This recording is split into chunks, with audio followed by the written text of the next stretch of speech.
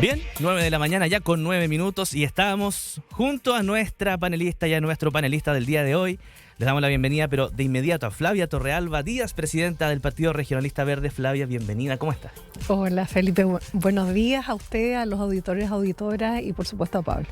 Pablo Pablo Rodríguez Núñez, cientista político e investigador del Instituto Libertad. Bienvenido. Hola, muchas gracias por la invitación.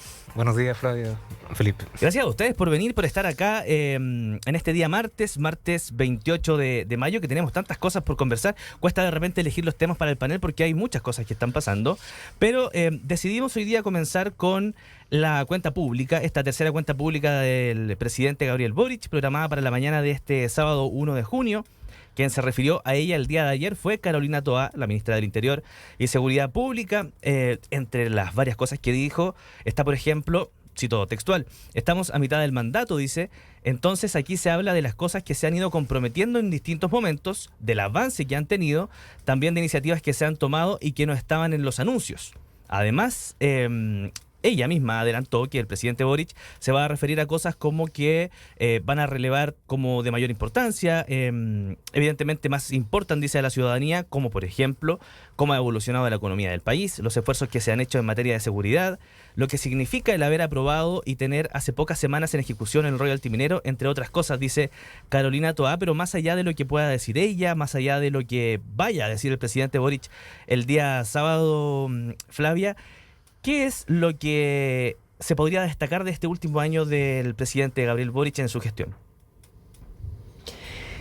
Bueno, hay cuestiones bien dramáticas que tuvo que enfrentar el presidente Boric. Una de ellas es el tema del sistema ISAPRES, que estaba a punto de caer con unas consecuencias incalculables. Haber respondido de buena forma, digamos, a ese tema, yo creo que es un gran logro. Empezar a entregar los dineros del royalty minero. Nosotros nos sentimos muy parte de ese logro también, porque los autores del proyecto royalty minero son Esteban Velázquez, Jaime Mulet, del Partido Regionalista Verde. Por cierto que estuvo comprometido todo el poder legislativo, pero se empezó con esta iniciativa, que además son más de 20 años de trabajo, entonces, y que han hecho que estemos mirando con mucha atención también cómo se van a ejecutar y cuáles son los nuevos requerimientos y desafíos para la administración de tantos recursos. Piensa tú que se están allegando la mitad de los recursos que tienen que llegar en realidad, porque este fue como un adelanto de las platas, digamos. No está en régimen completamente la ley. Pero tal como eso, bueno, el copago cero, la ley Papito Corazón, que para las mujeres ha sido de una significación tremenda. Y como esa, yo creo que hay un montón de leyes que han ido directo a la gente, han ido mucho más allá de lo que uno esperaba en un gobierno con una oposición tan dura en el Congreso Nacional.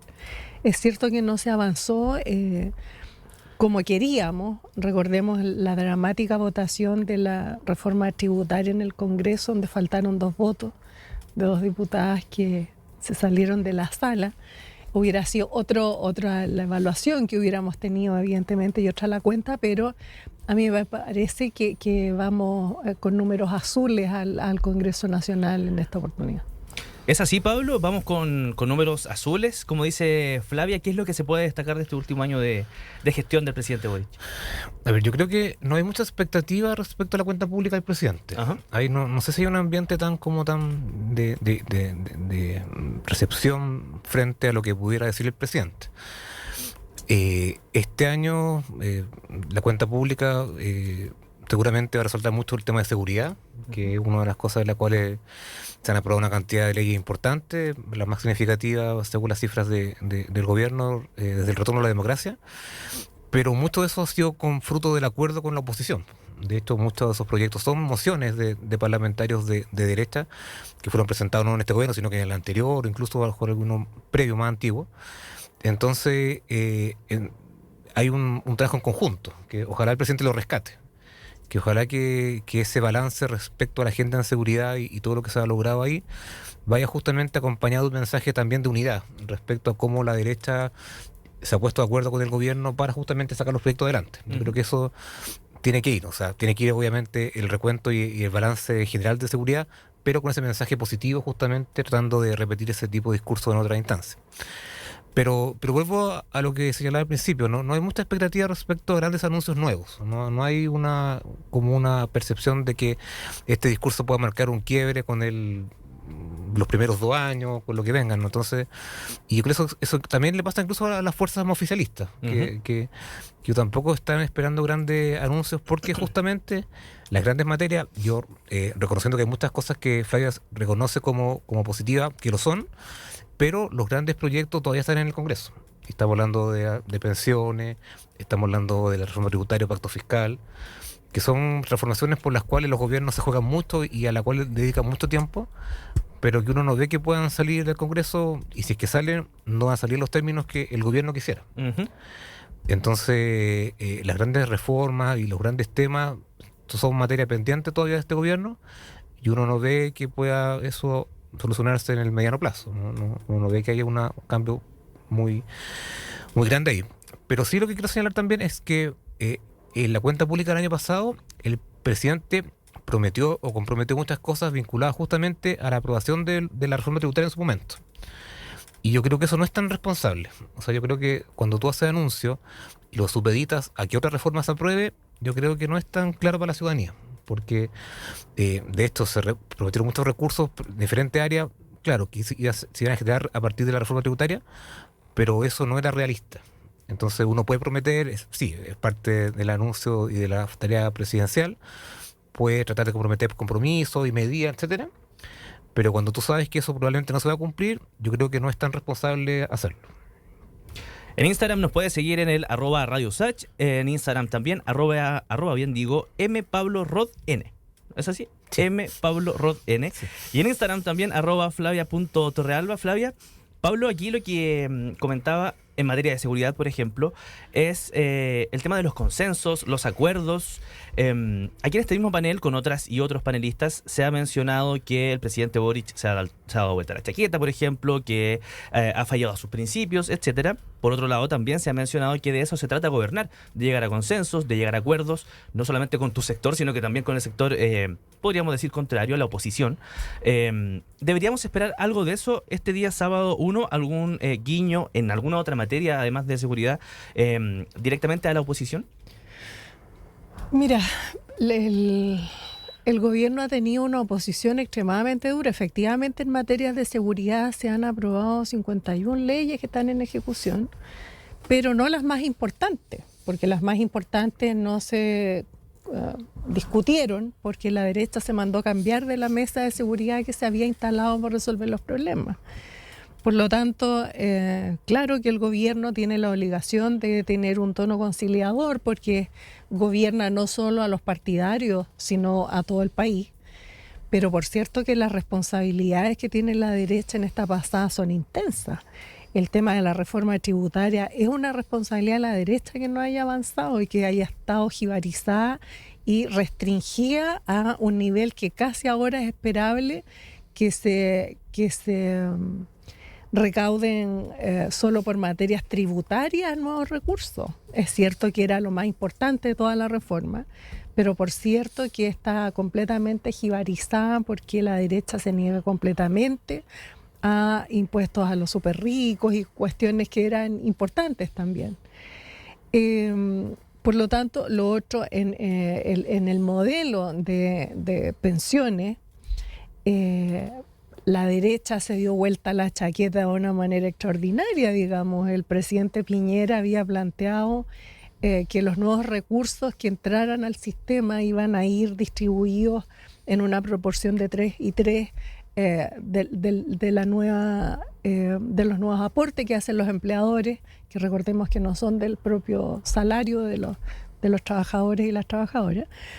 Y ahora la derecha, en una vuelta de carnero extraordinaria, dice que eso nunca prácticamente lo han escuchado y que su modelo sigue siendo los 6 puntos nuevos a las AFP. Entonces, si hablamos de vueltas de chaqueta, que a mí es una palabra que no me gusta, porque la verdad es que cuando hay que ajustar tus expectativas con los datos de la realidad, no queda otra que hacerlo.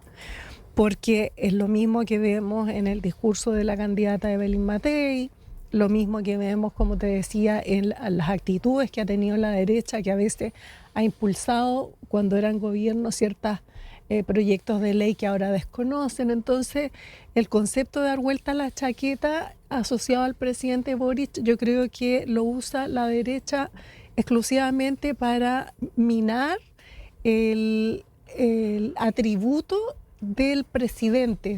Son ataques como personales. Yo no... Ese lenguaje que usa Kast, que es tan agresivo y que además no tiene nada que ver con nuestro país. Y nuestro país es un país donde no estamos acostumbrados a garabatearnos, a maltratarnos, menos en espacios de discusión política pública. No somos Argentina, no somos España, donde yo quedo, no sé ustedes, pero cuando veo las discusiones políticas o en el Congreso es bien agresivo, abrumador, digamos. Sí. Por lo tanto, esos lenguajes yo los descartaría. Los presidentes tienen que hacer lo que tienen que hacer, porque son responsables de la pulcritud de las finanzas públicas, del buen gobierno, y eso tienen que hacerlo como sea, digamos. Y si eso implica ajustar sus expectativas a la realidad, tiene que ser así.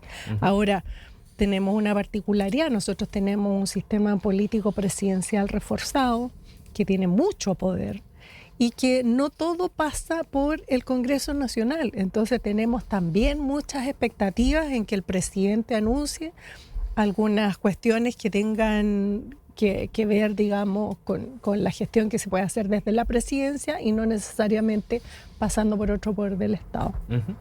9 de la mañana, 21 minutos, estás escuchando el panel Nuevas Voces, estamos conversando sobre la cuenta pública del presidente Boric de este sábado 1 de junio. Hemos hablado de este, no sé si tono, pero este modo de trabajar más conciliador que debe tener el presidente o presidenta de la República. Pero en esta etapa de conciliación, de llegar a acuerdos, Pablo, ¿hay alguna responsabilidad de la derecha en los objetivos no cumplidos hasta ahora y en los que se ve difícil que se pueda llegar a acuerdo? Yo siento que a veces se le pide a la oposición mucho más que al gobierno incluso. Ajá. Y cuando efectivamente la gran responsabilidad tiene siempre el Ejecutivo. O sea, el Ejecutivo es el que tiene que muchas veces generar los puentes, los vínculos con diferentes sectores de la oposición. Siempre hay personajes clave en las oposiciones que se comportan de una manera más proclive al acuerdo. No es que uno converse con los 80 parlamentarios, 70 parlamentarios de oposición, sino que más bien se escogen interlocutores de alguna forma más válidos que otros o más representativos que otros para justamente intentar ordenar.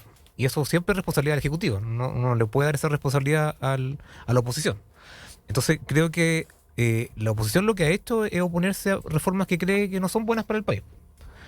En el tema tributario, que efectivamente significaba restricciones a la inversión, significaba un impacto probablemente a los emprendedores, al emprendimiento. Entonces, también pasa lo mismo con el tema de pensiones. El 3.3 era un escenario donde no había IFE y por lo tanto la oposición siente y lee que hay un contexto distinto y que además, respecto al tema de la cotización adicional, pasó lo de las convenciones o del proceso constitucional, en donde se percibió que la ciudadanía entendía que sus fondos son suyos, los actuales, que esta adicional también eran parte de su dinero, de su propio aporte. Entonces, jugar con eso es difícil también, o sea, y tanto para el gobierno como la oposición, pero no ha habido ciertos cambios en la opinión de la gente respecto a estos temas. Pero insisto, más allá de entrar en los temas particulares, creo que tiene que ver con la oposición cree que no son buenas reformas y tiene el derecho justamente a oponerse a ellas. Tiene que ver también con el tono, con la construcción de ojalá la mayor posibilidad de diálogo y acuerdo en las comisiones. Eso es legítimo y eso se hace, pero llega un punto en el que tú tienes que votar los proyectos. Llega a la instancia en la comisión o en la sala y tienes que ejercer la mayoría o respetar tu minoría. Uh-huh. Y en ese caso creo que la oposición está haciendo su labor. Uno podrá repito, discutir el tono, algunos parlamentarios que tienen un discurso mucho más agresivo frente a la reforma, etcétera, pero en términos generales la oposición comparte que no son buenas reformas para el país. Y creo que con eso hay que quedarse respecto al comportamiento de la oposición. Pero dicho eso, todavía creo que hay instancias en las cuales se puede llegar a acuerdo. Creo que lo de seguridad es una forma en la cual se podría replicar. Hay un fast track, hay una priorización de proyectos, hay proyectos complejos de seguridad que no han salido, sí es cierto, pero la cantidad de iniciativas que se han aprobado son inéditas. Entonces, pero en yo creo tema que de seguridad podría, tenemos peores números. Hay 51 leyes aprobadas y tenemos más delitos. yo creo que se podría repetir ese tipo de cosas en otras instancias, pero también con expectativa acotada, porque no va a salir el 6-0 ni de la oposición ni lo que quiere el gobierno. Entonces, ahí hay que ir a buscar una fórmula probablemente intermedia, pero siento que la oposición hace su rol, hace su tarea, y esto también tiene un componente político. Tú te enfrentas a un gobierno que tiene un 30% de aprobación, más o menos, que le habla mucho a su público, y por tanto la oposición va a hacer algo similar. Entonces no sé si esta, por ejemplo, a veces uno lo escucha que es la peor oposición que ha existido, que ha sido la más obstruccionista. Yo creo que cada gobierno enfrenta sus oposiciones con distintas características, ¿no? Pero me parece que es normal en política. O sea, no veo un añadido que sea para calificarlo de más dura o más intransigente. Creo que es parte del diálogo de la mayoría en el Congreso también, que tiene que ver con que el presidente no tiene mayoría para gobernar, que tiene una posición que es más o menos estable. Pues también hay grupos parlamentarios que están ahí, que son 10 o 15, que también muchas veces te definen votaciones. Entonces hay un escenario que no es fácil tampoco para gobernar, porque justamente no tiene los respaldos en el Congreso para avanzar en tu iniciativa. Pero puedo puntualizar dos Por supuesto. cositas. Es cierto que hay un desorden tremendo en el Congreso Nacional y el ministro secretario general tiene que andar banco por banco conversando. Y eso lo hemos hablado, tenemos un problema en el sistema político que hay que ajustar. Pero también es cierto que la derecha se compromete, por ejemplo, con el fast track legislativo y la bancada del presidente del Senado al otro día desconoce el acuerdo, desconoce a su propio representante en la mesa de conversación, entonces eso igual es anómalo. En general, uno espera que si se toma un compromiso no sea para la nota del medio de comunicación de la tarde, sino que sea para poder trabajar sobre ello. Y no es menor lo de el apoyo del 30% al presidente. El 30% que tiene de apoyo al presidente es un piso muy cerrado. Es cierto, nos gustaría que fuera la mayoría del país. Si hubiera sido así, seguramente habríamos tenido un Congreso mayoritario, probablemente, porque habría habido un proyecto político en ejecución. Pero la oposición tiene menos de la mitad de lo que tiene el presidente.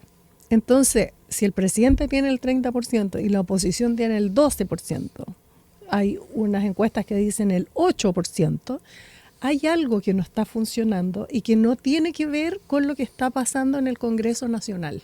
Y eso es lo que a mí me preocupa y eso es lo que yo creo que el gobierno tiene que atender y que puede perfectamente hacerlo a través de los poderes que tiene un sistema presidencial reforzado como el nuestro.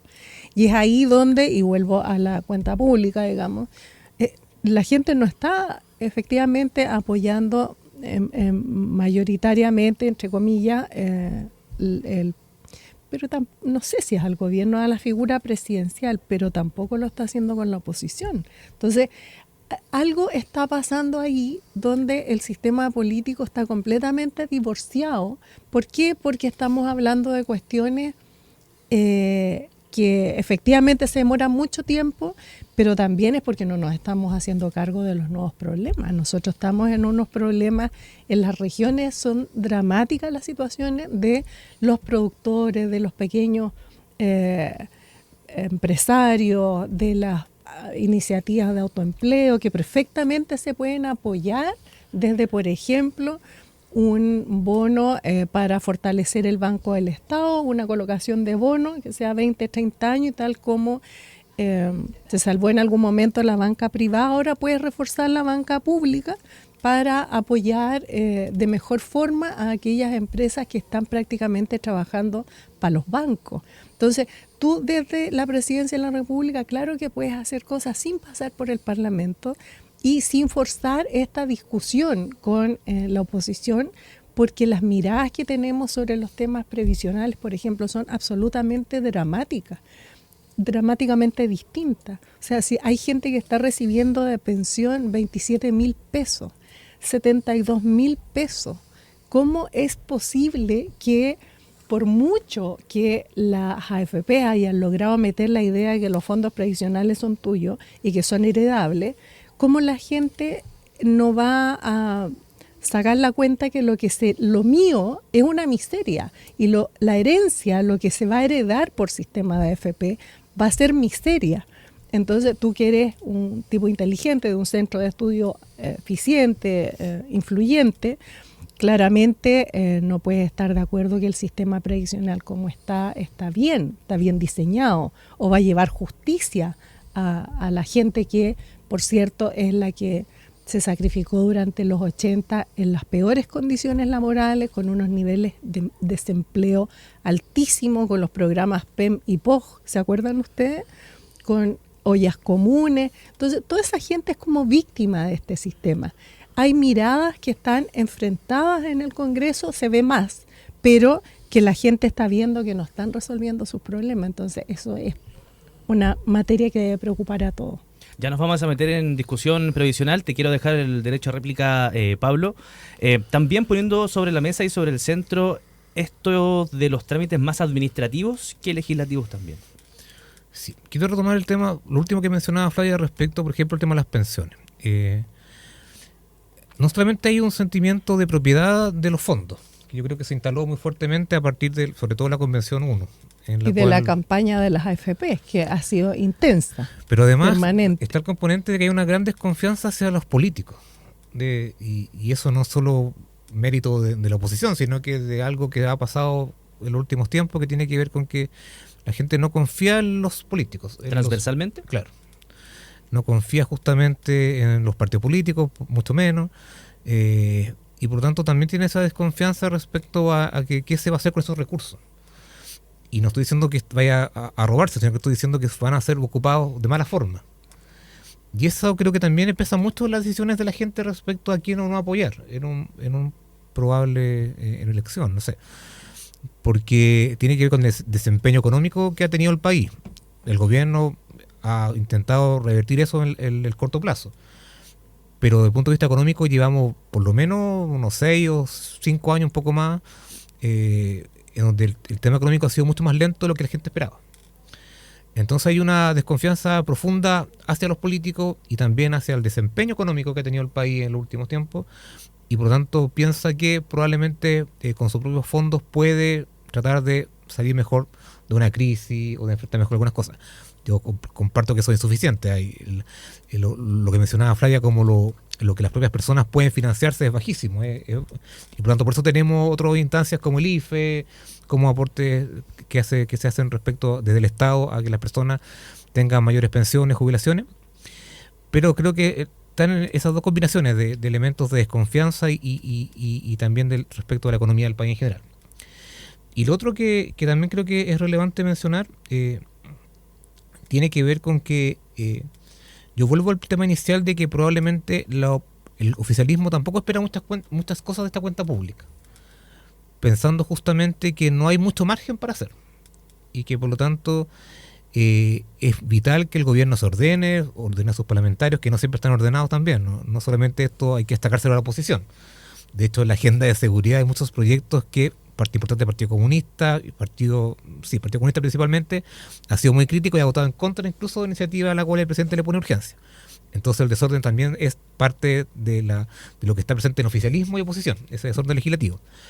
Pero lo último que tú señalabas, Felipe, respecto a cómo el gobierno podría hacer otras cosas, el tema de esto de ser más tema administrativo, de llevarlo por otros caminos, puede ser, pero yo no sé si te da mucha repercusión desde el punto de vista del impacto. Porque uno cuando revisa los gobiernos o revisa sus gestiones justamente se enfoca en las reformas emblemáticas y juzgamos a un gobierno por si aprobó sus grandes reformas o si no las aprobó. Entonces creo que el presidente Boric todavía tiene cierta aspiración a que justamente sean las grandes reformas las cuales hablen de su mandato una vez terminado. Y enfocarse en otros temas que podrían ser eficaces, efectivos en algún sentido, le quita un poco de fuerza a los mensajes públicos, al mensaje presidencial. Entonces eventualmente puede ser, y es parte de lo que los gobiernos hacen, de la tarea administrativa, de dictar decretos y las cosas que ellos pueden hacer legalmente. Pero eso le quita vitalidad al discurso, le quita fortaleza, es poco convocante también decirle a tus partidarios de que las grandes reformas con las cuales tú llegaste al gobierno o prometiste hacerlas, no vas a poder cumplirlas. Entonces tú, claro, administras, pero uno piensa y ve que los partidarios del gobierno, ese 30% más duro, pero también ese 55% que votó por el presidente Boric, esperan algo distinto de este mandato. No es comparable, pero es como lo que ocurrió con Bachelet. Con Bachelet 2, la expresidenta Bachelet, también había una expectativa muy grande respecto a la reforma. Y yo creo que esa ciudadanía que es más progresista, que está más vinculada a la izquierda, al centro izquierda, también espera reformas transformadoras, estructurales de parte de este gobierno. Y si eso no ocurre, obviamente se va produciendo una cierta frustración respecto a aquello. Me encanta esto de que terminando el panel, en el primer tema, nos vamos a la canción y después aquí se sigue la conversación, más distendida por supuesto entre la canción. Flavia Torrealba, Pablo Rodríguez, participantes, más que participantes, protagonistas del panel Nuevas Voces de este día martes 28 de mayo. La discusión es tremendamente interesante de lo que ya conversábamos sobre la cuenta pública, lo que se puede venir, lo que se va a discutir, cuáles van a ser los anuncios, de qué se va a tratar. Pero además, algo mencionaban ustedes durante la discusión y es el tema previsional. Además, yo quiero irme por este lado, digamos, que durante el fin de semana comenzó una polémica debido a que La Moneda lanzó una campaña en favor de la reforma previsional, una campaña que es televisiva, ¿sí? Con exhibición en canales de televisión de un spot. Esta reforma previsional que todavía se encuentra en el Congreso, está en su segundo trámite legislativo. ¿Cuál es el problema con este spot televisivo sobre la reforma previsional? El problema es que vamos a retroceder varios años. En noviembre del 2002, un dictamen de la Contraloría objetó los gastos de publicidad del gobierno del presidente Ricardo Lagos, que se utilizaron en la difusión del Plan Auge en canales de televisión, también en radios, pero que a esa fecha todavía era un proyecto de ley. De hecho, voy a leerlo textual. Dice, lo de Contraloría: no resulta procedente que los ministerios, intendencias, gobernaciones y los órganos y servicios públicos incurran en gastos de publicidad y difusión de proyectos que la autoridad administrativa pretende desarrollar, pero que aún no han sido formalmente implementados. Es decir, estos son proyectos de leyes que se están exhibiendo en medios de comunicación, en este caso específico, spot televisivo para la reforma previsional. ¿Hace bien, Flavia, el gobierno en invertir en publicidad entonces en un proyecto que aún todavía no es ley, que todavía está en discusión y además donde todavía no hay cierta claridad? Por cierto, el gobierno no solo tiene el derecho, sino que tiene la obligación constitucional de informar. Uh-huh. El artículo 19 de la Constitución, el inciso es el 12 me parece, que indica que tiene que la gente tener la información que necesita, está protegido el derecho a la información. Y de hecho ahora estamos nosotros solo recibiendo información que las AFP están colocando y que han hecho circular durante mucho tiempo para defender su industria, que además se paga con la plata del propio cotizante. Y el gobierno, ¿cómo no va a tener derecho a entrar a esta discusión y a colocar su criterio o su proyecto o su plan o los beneficios que eventualmente puede representar para la ciudadanía una forma u otra de resolver el tema de las pensiones? Tiene, por cierto, la obligación el gobierno de informar, por cierto que sí, porque además la información que está recibiendo la gente es parcial. Imagínate que a uno le llegan cartas, a mí como cotizante me llegan unas cartas horribles de las FP, que yo por cierto no he autorizado su pago, yo no he autorizado a ninguna FP a que me gasten mi propio dinero, a propósito del dinero propio, para mandarme cartas que son parciales en información y que son agresivas para la forma en la que yo tengo de ver las cosas o la solución de mis problemas previsionales. Entonces, no me parece que el gobierno esté incurriendo en una falla. Ha habido otros fallos, ha habido otras consultas a la Contraloría con resultados que uno puede interpretar a favor de este spot. Por ejemplo, recuerdo que un grupo de diputados recurrieron a la Contraloría a propósito de una campaña que había hecho la ex ministra de Educación, que era Marcela Cubillo, y la Contraloría dijo que Marcela Cubillo tenía derecho a hacer llegar cartas a la gente y a contar de qué se trataba este plan que ella estaba implementando. Por lo tanto, no me parece que el gobierno incurra en ninguna falta, al contrario, creo que es su obligación constitucional.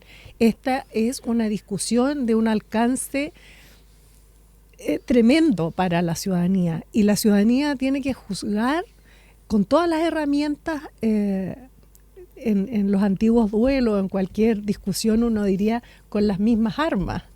Digamos, como somos pacifistas en este lugar, con las mismas herramientas, con las herramientas que te permitan emitir un juicio. Por lo tanto, yo no solo creo que es justo que el gobierno impulse no solo un spot, debería ir por todos los medios a contar qué significa esta propuesta del gobierno que se va a discutir en el Congreso, cuál es la diferencia o cuáles son las partes que le falta a la AFP informar, porque están desinformando efectivamente, y no solo tiene, como te decía, razón en eso, sino que además es la obligación constitucional de hacerlo. Así es que no veo falla, digamos, en esa acción. Nos escuchas en el 94.5 del tradicional, clásico y querido FM. También nos puedes ver en el 50.2 de la televisión digital. Ese es nuestro canal de Radio Usach TV. Nos puedes también ver en el diariousach.cl. Y además, en la aplicación Radio Usach estamos en todas las plataformas para que puedas escuchar y ver nuestra radio, este panel Nuevas Voces, junto a Flavia Torrealba y junto a Pablo Rodríguez. Pablo, según tu visión, ¿se equivoca el gobierno en invertir en publicidad para esta reforma previsional, o lo hace bien, está en su derecho? Creo que lo que está haciendo el gobierno es justamente intentar, más que informar, que es parte de sus tareas probablemente, de dar vuelta un poco a la opinión pública respecto al tema de pensiones. Hablamos por un lado de que esta cotización adicional es poco popular que sea traspasada directamente a una instancia distinta que no sea la propia. Uh-huh. Y por tanto creo que el gobierno intenta con este tipo de mecanismos justamente cambiar un poco la percepción de la gente, la opinión de la ciudadanía frente a este tema, porque la reforma de pensiones, por los mismos motivos que hemos señalado y hemos conversado durante la mañana, no es una cosa que la gente apruebe hoy día. Entonces creo que tiene ese intento de justamente hablarle mucho, no solamente a su público, sino también a la gente que le preocupa el tema de las pensiones, y dando la perspectiva del gobierno respecto a este tema. Yo creo que por eso tiene un sentido que más que decir lo que se está haciendo, tiene el sentido de cambiar una percepción respecto al tema. Y eso es el objetivo, hay que ver si se logra o no. Bajo ese contexto uno podría empezar a discutir si está bien esto o no. No sé, a mí me queda duda si se puede o no realizar. Uno revisa cosas previas también, y también le queda la duda respecto a si se puede o no hacer. De hecho, ha habido otras discusiones también, como por ejemplo durante el mismo gobierno de la expresidenta Bachelet II, que también la reforma tributaria, educacional, también iba acompañada de ciertos videos de explicar lo que significaba la reforma. Y también fueron parte justamente de la discusión de si el gobierno podía hacerlo, si se podían gastar recursos públicos en aquello o no. Entonces, creo que es una discusión que no queda cerrada, que queda ahí abierta a lo que diga o dictamine a lo mejor alguna nueva resolución de la Contraloría o no. Pero creo que el punto más relevante justamente tiene que ver con que en un contexto desfavorable a las reformas en el Congreso, por lo que hemos conversado, el gobierno intenta justamente revertir esa opinión pública que es mayoritariamente en contra de una reforma de pensiones en los términos que está discutiéndose.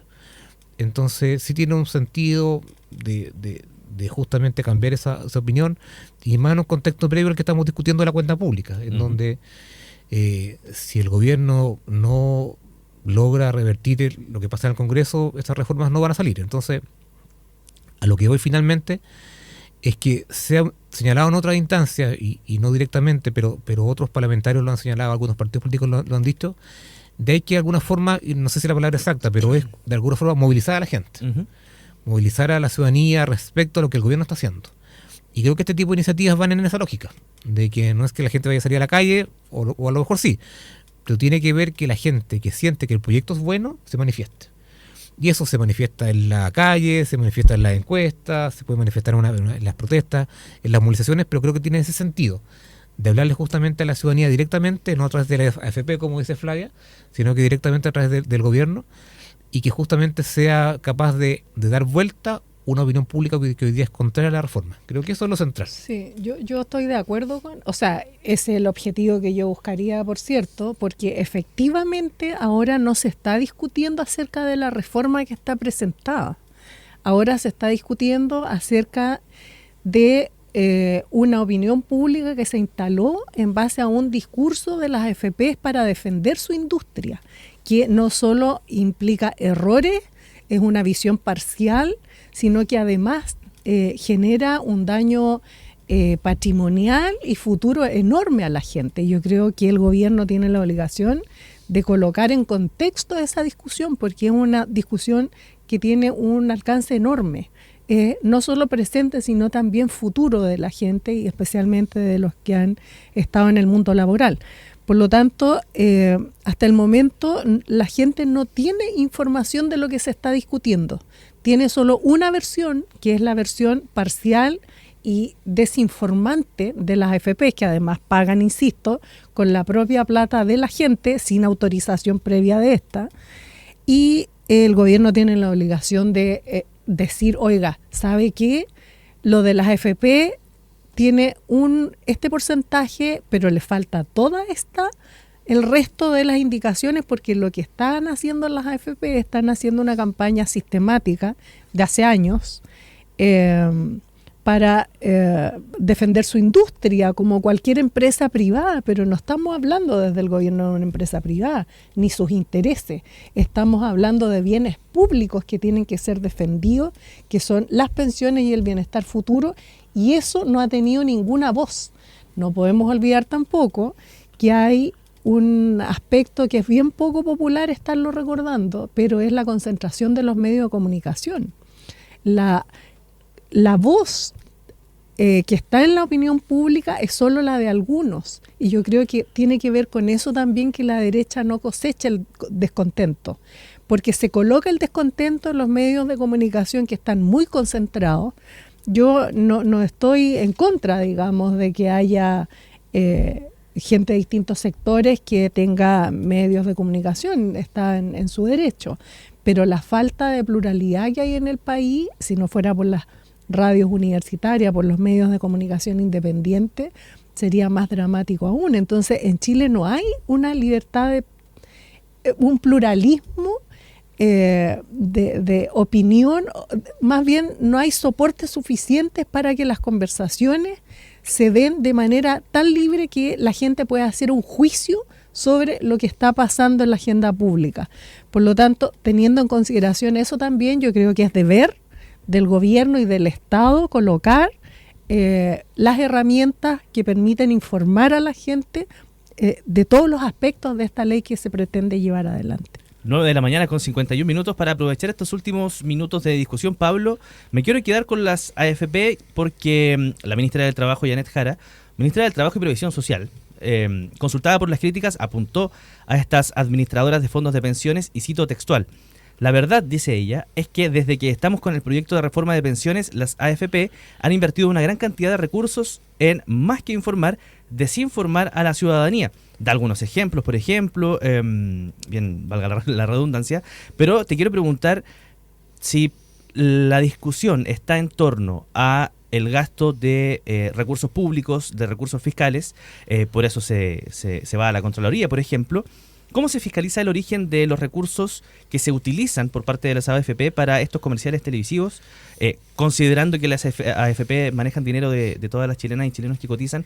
Ya comentaba algo Flavia, pero te quiero dejar también aquí la pregunta sobre la mesa, Pablo.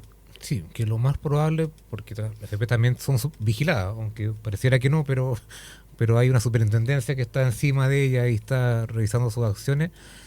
eso no sale de la plata directamente de los fondos de pensiones nuestras, sino que sale más bien de la comisión que ellos cobran por administrarla. Pero ¿a quién le cobran la comisión? Suena parecido, pero no es lo mismo. pero a mí me cobran la comisión para eso, y efectivamente no usan a la AFP directamente, pero es sino bueno, que lo hace a través de la es asociación. bueno precisarlo justamente porque son también revisadas, fiscalizadas, y si que eventualmente hicieran algo indebido también lo van a ser sancionadas. Por la superintendencia, ¿no? De hecho, en el símil, la ISAPRES también cuando la ISAPRES mandan estos comunicados, estos correos masivos, que ocupan un sistema similar justamente para instalar las alertas que ellos ven en un mercado que está cambiando. También la respectiva superintendencia también la fiscaliza y dice esto se puede hacer o no se puede hacer. Entonces, creo que está regulado. Uno puede ser más desconfiado y revisar algunas cosas, algunas prácticas, etcétera, pero creo que está ahí de alguna forma regulado. Pero cuando el gobierno gasta dineros públicos, también hay una percepción de que tiene que ser también con buen uso. Y eso más en un contexto que viene este año, elecciones municipales, regionales, el próximo año las parlamentarias presidenciales, la Contraloría y las respectivas instancias fiscalizadoras han sido muy celosas también respecto a qué es lo que se puede o no se puede hacer durante un gobierno, qué es lo que significa informar, qué es lo que significa hacer propaganda. Entonces, creo que los límites están ahí. A lo mejor hay que revisar algunas prácticas que se realizan, siempre hay alguna cosa que escapa a lo que está regulado, pero creo que hay una sensación de que las cosas tienen que hacerse de buena forma. Y el gobierno tiene que hacerse cargo justamente de que las comunicaciones que realice, estén apegadas a la ley. Y más, insisto, en un año electoral. O sea, ¿cuántos municipios hacen este tipo de cosas mal hechas? Informan y en vez de informar, hacen propaganda por el alcalde respectivo turno que va a la reelección. Los gobernadores también, que manejan una administración grande. Los parlamentarios también. Entonces creo que no contribuye mucho a ese debate, porque justamente hoy día lo que la ciudadanía espera es mucha mayor transparencia y buen uso de los recursos públicos, que en un contexto además de déficit o de economía mucho más apretada. Entonces se espera que los gobernantes de turno estén mucho más a la altura de eso, para que la imagen respecto a la política también mejore, porque si tú ocupas más los recursos, en cualquier instancia, gobierno, municipalidad o gobernación, lo que está significando es que repercute o se profundiza mucho más esta desconfianza en la política. ¿El problema es el spot mismo con los recursos o el momento en el que se lanza la campaña? No, yo creo que en sí mismo el spot. Tiene que ver con lo que puede o no hacer un gobierno para dar a conocer una agenda de que algo que no es una ley, sino que es un proyecto. Flavia, ¿el gobierno lanza esta campaña en un momento correcto? Sí, todos los momentos son correctos porque el gobierno no está en elecciones, digamos. Son los partidos políticos y como antes hablábamos de la adhesión o no del gobierno, uno podría decir que lo que haga el gobierno puede perjudicar.